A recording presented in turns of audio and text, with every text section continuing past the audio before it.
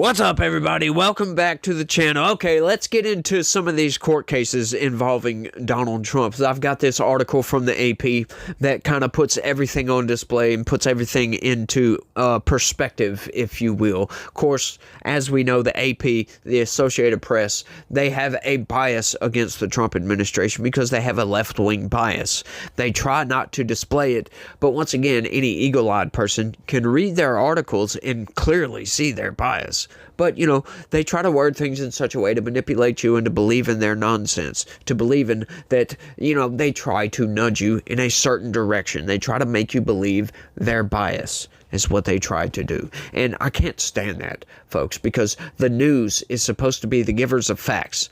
They're not supposed to be the bringers of bias, the bringers of ideological rot, for crying out loud, because that's what they do in this country. But let's get into this right quick. Trump increasingly asks the Supreme Court to overrule judges blocking key parts of his agenda. You gotta love this, y'all. As losses mount in lower federal courts, President Donald Trump has returned to a tactic that he employed at the Supreme Court with remarkable success in his first term. Yes, this is because the Supreme Court is not biased for Donald Trump. No, they are not. They are biased on the side of the law. Yes. That's what they are biased on. A lot of people, they'll disagree with that, saying, oh, no, they have a conservative bias. Yeah, conserving the Constitution, conserving the rule of law in this country, that's the conservative bias that they have. Don't let you think that it's a right-wing bias, because it's not. It absolutely isn't. They have ruled against the Trump administration just as much as they have ruled for the Trump administration. Just look into the rulings, if you will. But once again, you know, that's what this court is supposed to be. This is the highest court in the land.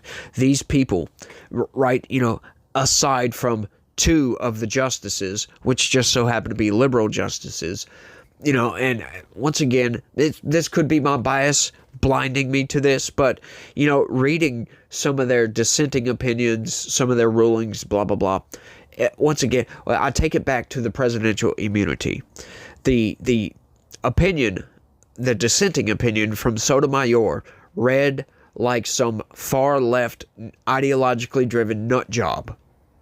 That's how it read. It did not sound like a highest court in the land judge writing a dissenting opinion. And that's not how it came off at all. It really came off like an opinion piece from like the Daily Kos or Politico or someplace like that.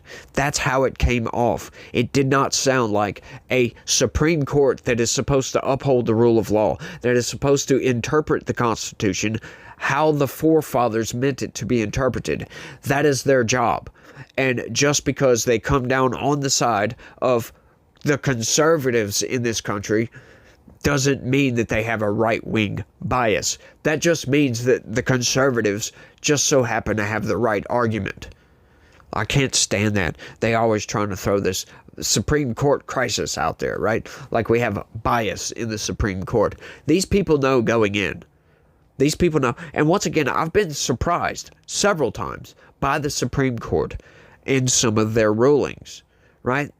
Like, what's her face? Justice Jackson, as a matter of fact, has made some surprising opinions that kind of shocked me because she seemed like just a partisan hack, like another Sotomayor. But she's actually agreed with the conservatives more than you might think. So she's been kind of a surprise, but these people know that they need to come down on the side of the Constitution. They are not just Trump loyalists, for crying out loud. Look at Amy Coney Barrett, for crying out loud. She hasn't been all that great, if you will, but once again, that's not great for Republicans, but she comes down on the side of the Constitution time and time again. But let's keep going. 3 times in the past week and 6 since Trump took office a little more than 2 months ago, the Justice Department has asked the conservative majority High Court to step into cases much earlier than usual.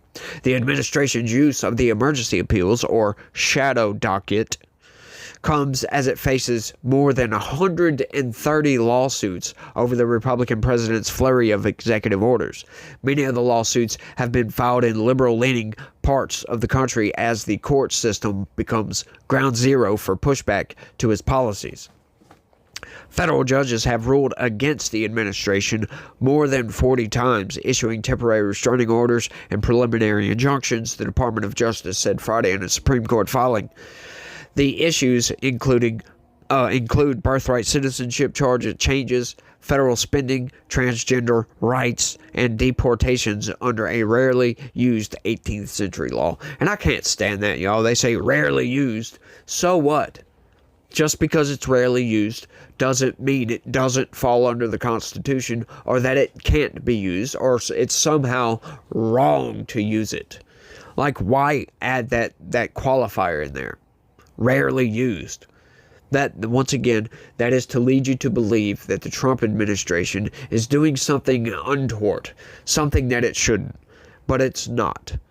The administration is increasingly asking the Supreme Court, which Trump helped shape by nominating 3 justices to step in, not only to rule in its favor, but also to send a message to federal judges who Trump and his allies claim are overstepping their authority. In my opinion, they are. But once again, a lot of times it's just funny how they phrase this, right? It's funny how they phrase this. Trump is asking them to step in.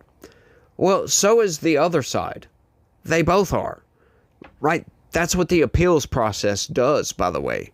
Once again, this is meant to make you believe that Trump is trying to nudge and poke the Supreme Court and say, do me a favor, I'm the one that put you in. It's absurd, y'all. That is not what is going on. This is just a standard procedure that the administration, that, as a matter of fact, the defendants can use to ask the Supreme Court for an expedited adjudication, if you will. That's all that is, because the matter might be sensitive. Deportations, for instance, might be time sensitive, if you will, because if a deportation gets blocked, what does that mean? That means somebody that possibly didn't actually commit a crime is just sitting in detention. They need to be released, for crying out loud. And the administration needs that room to put other actual criminals in there that broke the law coming into this country. In other words, you know what I'm saying? There's a lot of deportations that are just people. Of course, you could make the argument, yes, they did break the law coming into this country. But once again, that's not some grave violation. That's not some, horrendous violation of the law, right? That's just a simple, you crossed the border illegally, you don't deserve to be here. We're not going to lock you away for years or months at a time because you've done that. No, you get deported back to your home country. We are being very compassionate to these people by actually giving them a ride home. Like, seriously. Like, what is this with these people yelling and screaming and gnashing their teeth about these deportations? When you have somebody come to your house, right? Think about that. And overstays their welcome. What do? You send them home. Generally speaking, they have their own ride to get home. But if they don't, what do you do when you don't want them there anymore? You give them a ride home. Think about that for a second. Think about this. You got somebody coming over to your house, you're ready to go to bed, and you don't want them to stay in the night at your house. You're like, okay, I'll give you a ride home. And they call the police on you saying, no, you can't. It's like, what? Are you that insane as to call the police because you don't want to leave my house? Good luck with that. These people are nuts, y'all. Only this court can stop rule by TRO from further upending the separation of powers. The sooner the better. Acting Solicitor General Sarah Harris wrote Friday in the deportations case, referring to the temporary restraining orders. Stephen Vladeck, the Georgetown University law professor who chronicled the rise of emergency appeals in his book, The Shadow Docket, wrote on the Substack platform that these cases, especially together, reflect the inevitable reckoning. Just how much is the Supreme Court going to stand up to Trump?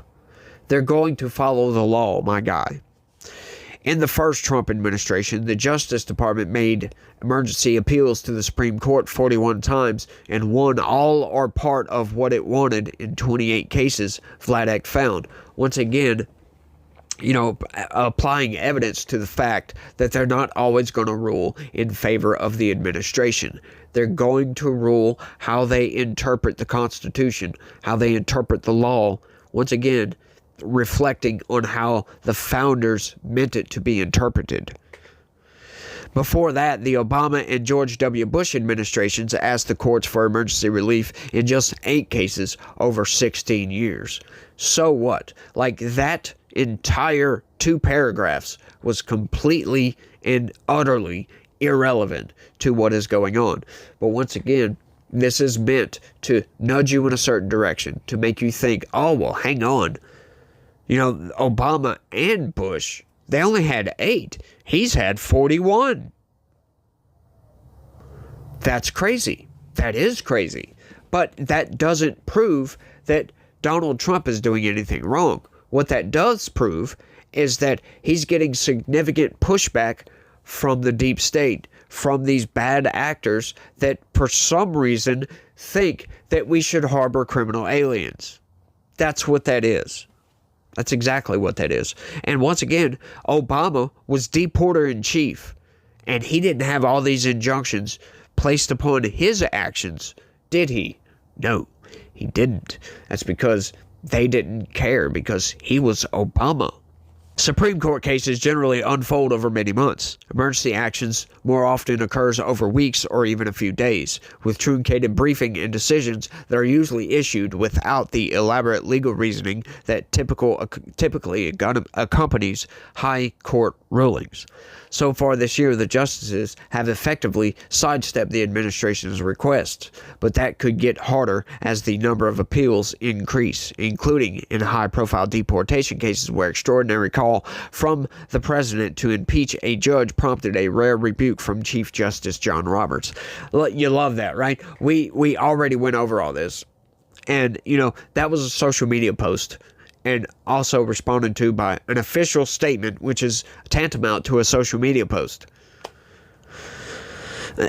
Once again, they just take anything and everything Donald Trump says. And I was making this argument with somebody earlier. He was asking me about, Donald Trump's social media posts and, making it seem like, this is the president of the United States. He shouldn't be acting like this. He shouldn't be saying these things. We need to make decorum great again, is essentially what he argued. And I was like, yes, I agree. Totally. Donald Trump does and says things that maybe the president shouldn't. But that kind of what makes Donald Trump so popular, right? Donald Trump would be much more politically favorable, if you will, if he didn't say a lot of these things on social media. But a lot of people like the guy because he says these things on social media. Right? He could have a lot more political capital, if you will, if he kept his mouth shut sometimes. But that would also take away from a lot of the nuance around Donald Trump. A lot of people like him for that reason.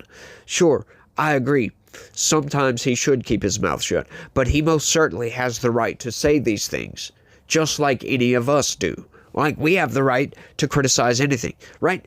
Which also indicates that criticizing the things that he says is absolutely your right to do. Like, we can go back and forth with criticisms all day long, but that's what it is. But you got to look at the actions. What has Donald Trump actually done that has violated anything when calling for impeachments for judges, for crying out loud? So what? He knows for a fact, as do everybody out there that's watching this, and myself included, knows that these judges are not going to be impeached. They're not going to be taken seriously if any congressman writes up articles of impeachment for Judge Boasberg or Beryl Howell or any of these other federal judges that are ruling against Donald Trump. Nobody's going to take that seriously. You would have to get the entirety of the Republican Party to vote in favor of impeaching a judge over a decision made, regardless of whether that decision, they believe, ruled outside of his authority to rule. Nobody's going to agree to that. They're going to be like, okay, just let the court play out however it wants to, right? So basically, Donald Trump saying this doesn't help his argument from the other side, but it doesn't really hurt it either because it's just rhetoric. It's not actions. He's not taking any sort of actions, right? He's not actually getting out there, going to congressmen and saying, hey, why don't you agree to impeach this judge? That's not happening. He made a social media post. That's it. So what? Who cares at this point? It doesn't really matter. But I do agree that, yes, this judge, they should be stopped. But the appellate court is how you stop them. Once again, I can call for his impeachment. I don't think he should have been confirmed.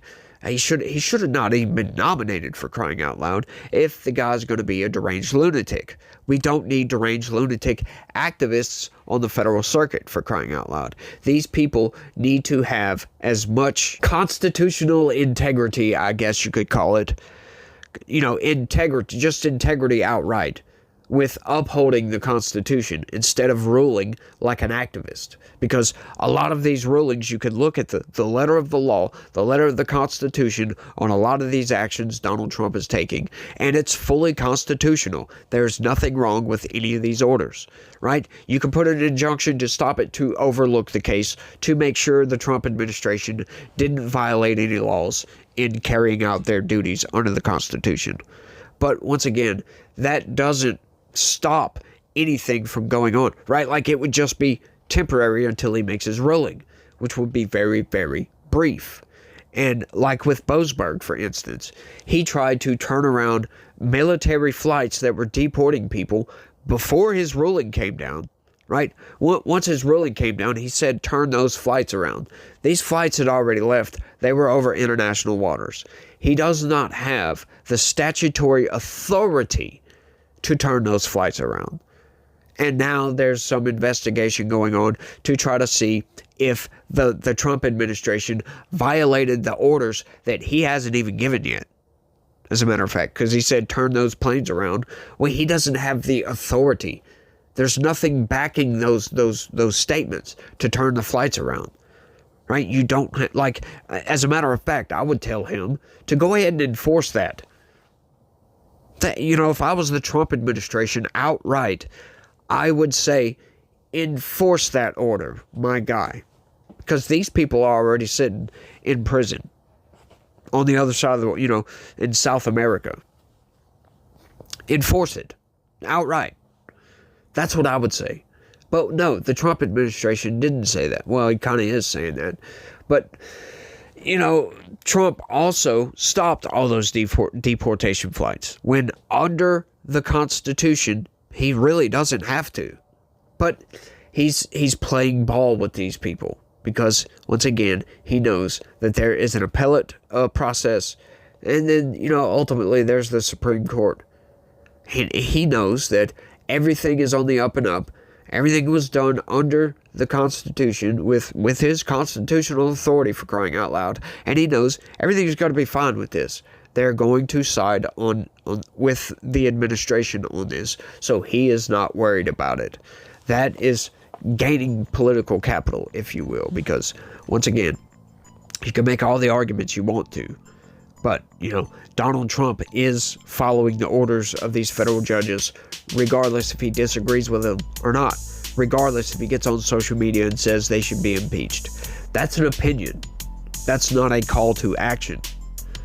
That's how you got to look at it. There's no action being taken here. It might sound like a call to action, but it's not. Because that's a ridiculous action. That's some derangement going on, if you will. It's just ridiculous what's going on. But there was a little more to that story, but I'm running long on this one. So I want y'all to let me know. It was just fluff nonsense, by the way. It was just going over crap, if you will. But I just want y'all let me know what y'all think about all this down in the comments section. That's all I got on this one. Y'all don't forget to smash that like button for me. Subscribe if you're new around here. That would be greatly appreciated. Share this video anywhere and everywhere you can. That would also help. Join the channel, become a member. You could be the first. I still haven't checked that. I need to go look into that, y'all. But y'all try to have a good day. Stay legitical. Peace.